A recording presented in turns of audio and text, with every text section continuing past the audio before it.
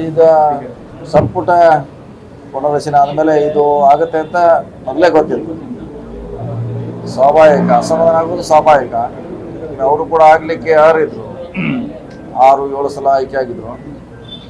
ಅದ್ರ ಲಿಮಿಟೇಷನ್ ಇರೋದ್ರೆ ಎಲ್ಲರಿಗೂ ಮಾಡ್ಲಿಕ್ಕೆ ಆಗಿಲ್ಲ. ಈಗ 34ಕ್ಕಿಂತ ಹೆಚ್ಚಿಗೆ ಮಾಡ್ಲಿಕ್ಕೆ ಆಗೋಲ್ಲ. ಸೊ ಈಗ ಸೀಮಿತವಾಗಿ ಮಾಡ್ಲಿಕ್ಕೆ ಹೋದಾಗ ಕೆಲವರು ಸೀನಿಯರ್ ಕೂಡ ಹೊರಗೊಳ್ಳೋದು ನಿಜ. ಮೊನ್ನೆಯಿಂದ ಕೂಡ ಇದು ರಾಜೀನಾಮೆ ಪರ್ವ ಪ್ರಾರಂಭ ಆಗಿದೆ.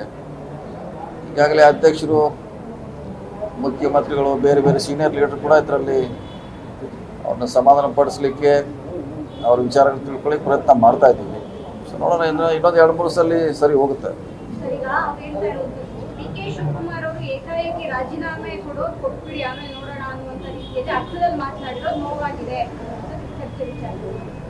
ಅದ್ರ ಬಗ್ಗೆ ಗೊತ್ತಿಲ್ಲ, ನೋಡೋಣ. ಅವ್ರು ಸಮಾನ ಮಾಡುವಂಥ ಪ್ರಯತ್ನ ನಡೀತಾ ಇದೆ. ಸೊ ಅವ್ರು ನಮ್ಮವರೇ, ರಾಜೀನಾಮೆ ಕೂಡ ಪ್ರಶ್ನೆ ಉದ್ಭವಿಸೋದಿಲ್ಲ. ಅವ್ರು ನಮ್ಮವರೇ ನಮ್ಮ ಜೊತೆ ಇರ್ತಾರೆ, ಅದೇನು ಪ್ರಶ್ನೆ ಇಲ್ಲ.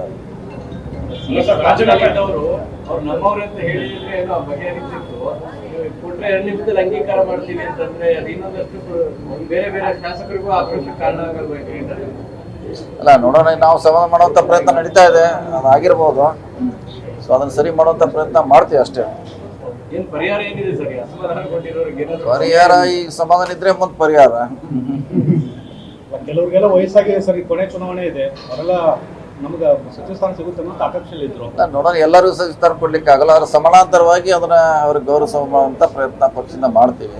ಪರ್ಟಿಕ್ಯುಲರ್ಲಿ ಸರ್ ನಾಗೇಂದ್ರ ಅವರಿಗೆ ಸ್ಥಾನ ಕೊಟ್ಟಿರೋದ್ರ ಬಗ್ಗೆ ಚರ್ಚೆ ನಡೀತಾ ಇದೆ ಸರ್ ಪಕ್ಷದ ಒಳಗಡೆ. ಅಂದ್ರೆ ಪ್ರಕರಣ ಇರುವಾಗ ಇನ್ನೂ ಕೂಡ ಕ್ಲಿಯರ್ ಆಗಿಲ್ಲ, ಜಾಮೀನ್ ಮೇಲೆ ಇದ್ದಾರೆ, ಹೇಗೆ ಸಚಿವ ಸ್ಥಾನ ಕೊಟ್ಟರು ಅಂತ ಪ್ರಶ್ನೆ ಮಾಡ್ತಿದ್ದಾರೆ. ನೋಡೋಣ, ಅದು ಹೈಕಮಾಂಡ್ ನೀಡಿದ್ದಾರೆ, ಎಲ್ಲರೂ ವರಿಷ್ಠ ಚರ್ಚೆ ಮಾಡಿದ್ದಾರೆ. ಅದ್ರ ಬಗ್ಗೆ ನೋಡೋಣ, ಚರ್ಚೆ ಮಾಡೋಣ ಅದ್ರ ಬಗ್ಗೆ. ಡಿಸಿಎಂಗಳು ಘೋಷಣೆ ಆಗ್ತದೆ ಅನ್ನೋಂಥ ಒಂದು ಚರ್ಚೆ ಇತ್ತು, ಅದಾಗಿಲ್ಲ ಅನ್ನೋದು. ಆಗಿಲ್ಲ, ನೋಡೋಣ, ಇನ್ನೂ ಚರ್ಚೆ ಆಗಿಲ್ಲ. ಪಕ್ಷದಲ್ಲಿ ಚರ್ಚೆ ಆಗಿಲ್ಲ.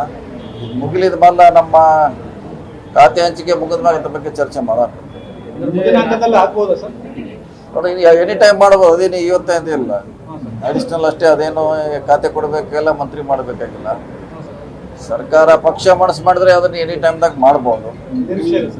ಇದೆ ನೋಡೋಣ, ಮಾಡ್ಬೋದು, ಎನಿ ಟೈಮ್ ಮಾಡ್ಬೋದು. ಕಾಂಗ್ರೆಸ್ ನಾಯಕರು ಆಡಿಯೋ ವೈರಲ್ ಆಗಿದೆ ಸರ್. ಏನತ್ರ ದುಡ್ಡು ಕೊಟ್ಟವ್ರಿಗೆ ಮಾಡಿದ್ದಾರೆ ಅಂತ ಸಂಜಯ್ ಭಟ್ರು, ತಿಮ್ಮಾಪುರ ಮಾತನಾಡಿರೋ ಆಡಿಯೋ ಒಂದು ವೈರಲ್ ಆಗಿದೆ. ಈಗ ಯಾರಿಗೆ ದುಡ್ಡು ಕೊಟ್ಟಿದ್ದಾರೆ ಅಂತವ್ರಿಗೆ ಮಾಡಿದ್ದಾರೆ. ಯಾರಿಗೆ ಕೊಟ್ಟೆ ಹೇಳಿರ್ಬೋದು, ಹೂವಪ್ಪ ಇರ್ಬೋದು, ಅಷ್ಟೇ ಹೇಳಿರ್ಬೋದು, ಮಾತಾಡಿರ್ಬೋದು. ಮಾತಾಡೋದಕ್ಕೆ ಸಾಬೀತು ಮಾಡ್ಲಿಕ್ಕೆ ಆಗೋಲ್ಲ, ಕಷ್ಟದ ಕೆಲಸ. ಸೊ ಅವರವರ ಇಚ್ಛೆ ವ್ಯಕ್ತ ಮಾಡಿರ್ಬೋದು ಅಷ್ಟೇ. ಮಹಿಳಾ ಮಂತ್ರಿ ಇಲ್ವಲ್ಲ, ಅದು ಕೂಡ ಚರ್ಚೆ ಆಗ್ತಾ ಇದೆ ಸರ್. ಇದೆಲ್ಲ ಒಂದು ಖಾಲಿ ಇಟ್ಟಿದ್ರಲ್ಲ, ಖಾಲಿ ಇದೆ, ಮಹಿಳೆಯರಿಗೆ ಖಾಲಿ ಇದೆ.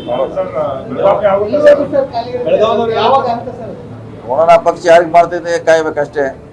ಅಂತಿಮವಾಗಿ ಹೈಕಮಾಂಡ್ ತೀರ್ಮಾನ ಮಾಡ್ತಾರೆ. ಮಹಿಳೆಯರು ಕೊಡಬೇಕಂತ ಒಂದು ಇದೆ ಡಿಮಾಂಡು, ಕೊಡಲೇಬೇಕಾ. ಯಾಕಂದ್ರೆ ಮಹಿಳೆಯಲ್ಲೇ ಮಂತ್ರಿಮಂಡಲ ಮಾಡ್ಲಿಕ್ಕೆ ಆಗೋಲ್ಲ. ಒಂದು ಖಾಲಿ ಇದೆ, ಬಹುಶಃ ಬೇಗ ತೀರ್ಮಾನ ಮಾಡ್ತಾರೆ. ರಾಜೀನಾಮೆ ಕೊಡಲ್ಲ ಅಂತಿದ್ದಾರೆ.